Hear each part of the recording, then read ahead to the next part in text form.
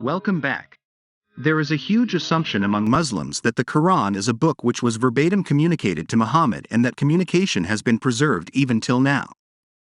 Few years back, Sheikh Yasser Qadi destroyed that premise in an interview with Muhammad Hijab by saying that there are holes in that narrative and should be something which should be discussed in private. It's very clear to you and to every single very advanced student and specialist that the standard narrative has holes in it. That's what I'm going to say.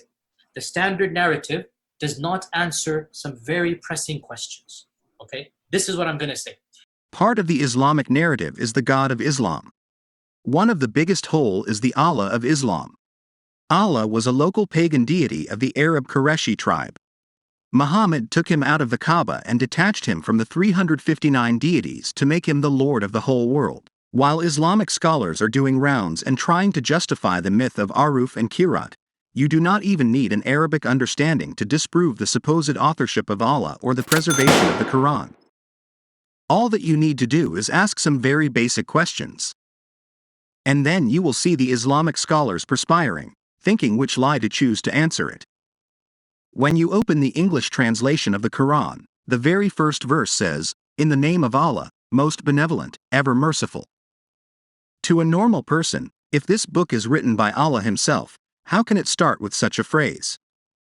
The book starts with invoking of an Arabic deity whose name is Allah. If you start with the invoking of a deity, how much seconds do you have to think to know that this text is not written by the deity? Allah keeps claiming that he is all-knowing, but how could this all-knowing Allah expose so many of his blunders? But still Muslims claim that the Torah and Gospel is corrupted and make themselves a laughingstock before others. For example, if Allah was God, he would have known that Jesus was not the nephew of Moses. But still, most Muslims would go ahead and claim this blunder as truth. Interestingly, we see throughout the Quran that Allah is clueless about the future.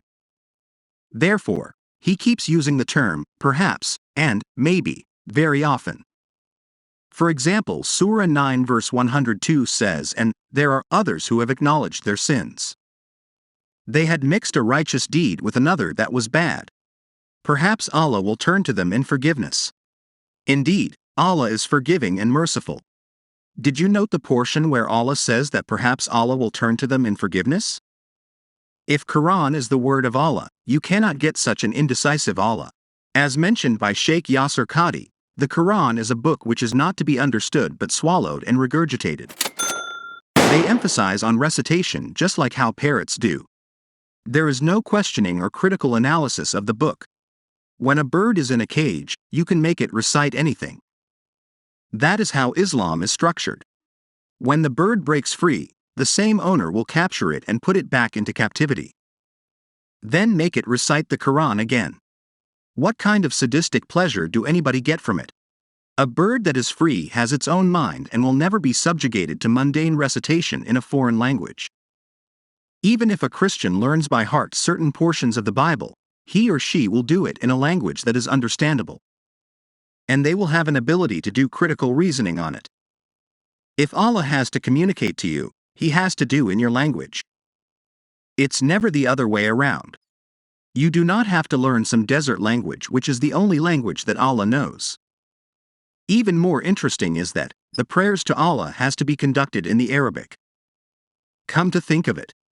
Why do you want to worship some being which is so limited with the communication skills? Now let us come to the next point. One thing that has always intrigued me is the chapter layout. If Allah is the one who is communicating, why is he so powerless to correct the chapter layout of the Quran? When you read the 114 chapters of the Quran, you will be amused that it is not laid down in chronological order. Chronologically, chapter 96, Al-Alaq, should come first. How come it is coming as the 96th chapter? It is like placing the birth of Jesus narrative in Acts 15 when disciples are discussing circumcision among Gentile Christians. Imagine if the New Testament starts with a chapter from the Epistle of the Philippians and the second chapter comes from Revelation chapter 13, then comes Mark 16. How miserable it would be to read that. Come to think of it. We have one Allah who claims to be God, but is limited by the language of communication. He does not know how to lay the chapters in chronological order. Is this the person Muslims are thinking is controlling the world? But the cherry on the icing is the layout of the verses. 95% of the verses in the Quran are totally disconnected. Look at these girls. Assume that they are blowing pieces of papers which formed part of a book. It is a tough job to rejoin it in the original way. But interestingly, Allah and early Sahabas just collected the verses and piled one upon the other without any consideration how these verses form part of the neighboring verses. This is exactly how you feel when you read the Quran. In the above table, if you have noticed the places these chapters are revealed, you will notice that few other verses from a different context are inserted into other chapters. For example, Al-Qalam, Surah 2, which is a Meccan surah, we see that verses 17 to 33 and 48 to 50 are inserted from a Medinan context. Who did that? Did Allah authorize such mixing up? This is definite proof of human intervention and fiddling with the text. With all these kinds of corruption, it sure looks like the work of some men who could not fit the last jigsaw and hence borrowed verses from a different context. When you discuss with Muslims, they have to jump to some hadiths or tafsirs to get the context. Remember that these hadiths and tafsirs are written centuries after the supposed release of the Quran. So what does that tell you? To me, it looks like manufacturing contexts on the fly. As soon as they face a question and see that there is a roadblock, they started writing the hadiths and classified it as Sahih or Hasan or Zaif. There are libraries and libraries of interpretations which are written to help understand the Quran. You might be thinking that the story ends here. But no, it does not end here. We have much more entertainment remaining. The Quran claims to be much explained in detail with nothing missing out. So, who exactly is right? The author of the Quran or the hadith and tafsir writers? Listen to these Quran verses. We have neglected nothing in the book Surah 6 chapter 38. Certainly, we have brought to them a book, the Quran, which we have explained in detail with knowledge, a guidance and a mercy to a people who believe. Surah 7 verse 52. This Quran is not such as can be produced by other than Allah. On the contrary, it is a confirmation of revelations that went before it, and a fuller explanation of the book, wherein there is no doubt, from the Lord of the worlds. Surah 10 verse 37. There are many more such verses which will make you explode in laughter.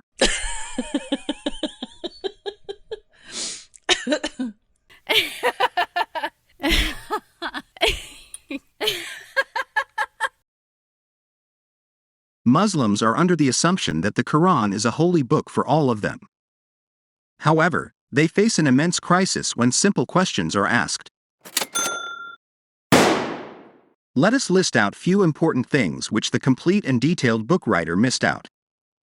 Even though he claims to have not missed out anything in Surah 6 verse 36, we have a long list here. Allah forgot to instruct Muslims to pray 5 times in a day, in the fully explained and detailed Quran. Every Muslim have to go and get it from the hadiths which were written few centuries later. The entry gate to enter Islam is the Shahadat Kalima. Allah forgot to put the Shahadat Kalima in the fully explained and detailed Quran. Every Muslim have to go and get it from the hadiths which were written few centuries later. Allah forgot to ask Muslims to do circumcision in the fully explained and detailed Quran. They go and get it from the Sunnah of Ibrahim. Ironically, we do not see their prophet Muhammad getting himself circumcised. To get over this blunder, they believe in a myth that Muhammad was born with a circumcised penis. Allah expects all Muslims to do a pilgrimage to Mecca. The Kaaba is supposed to be his house. This pilgrimage is called as the Hajj. But Allah forgot to instruct Muslims how to do the Hajj in the fully explained and detailed Quran. Allah wants all Muslims to give alms. However, the fully explained and detailed Quran does not say anything about what % of one's income should be given as zakat. Allah expects all Muslims to keep praying, which is called namaz. But Allah forgot to tell Muslims how to fold their hands during the namaz, in the fully explained and detailed Quran.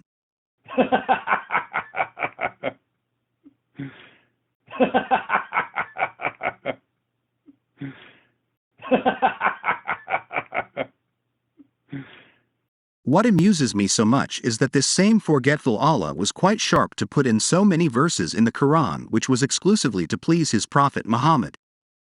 But Allah did not forget to mention the list of women Muhammad can marry, Surah 33 verse 50. But Allah did not forget to mention that Muhammad can behave in whatever way with his wives, Surah 33 verse 51. But Allah did not forget to mention that Muhammad's wives should be very respectful when dealing with Muhammad, Surah 33 verse 30 to 33.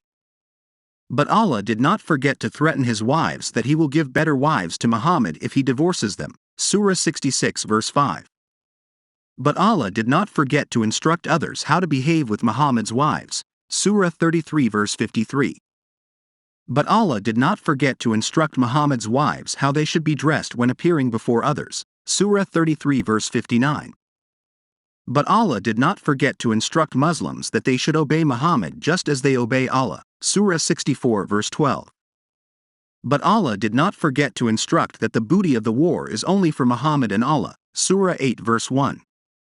But when Allah realized that nobody will partake in the war without the share of the booty, Allah negotiated for a 1/5 share of the booty, Surah 8 verse 41. An abrogation in the same chapter. But Allah did not forget to instruct Muslims that they should come with an offering for Muhammad, Surah 58 verse 12. But when he realized that his plan would fail, he abrogated it in the very next verse. But Allah did not forget to instruct Muslims to not to conspire against Muhammad, Surah 58 verse 9. But Allah did not forget to announce that Muhammad is not led astray or misguided, Surah 53 verse 2. But Allah did not forget to remind people that he is not mad, Surah 52 verse 29. But Allah did not forget to remind people to pray for Muhammad the moment they hear his name, Surah 33 verse 56. But Allah did not forget to announce that Allah and angels are praying for Muhammad, Surah 33 verse 56. With all these 5 holes in the narrative of the Islamic deity, I am fully persuaded that these are not just some normal holes. It's a huge crater. How can you possibly believe in this kind of Allah who fails on all accounts? The existence of Allah is exclusively based on self-claims in the Quran. He does not have an independent existence outside of the Quran of Muhammad. Why should anybody want to follow this Allah and his Islam? Decide for yourself. If you liked this video, please click on the like button. Subscribe if you have not yet done that already. Do not forget to click and select the bell icon so that you can be notified of all new videos we upload. May the Lord keep you safe and bless you.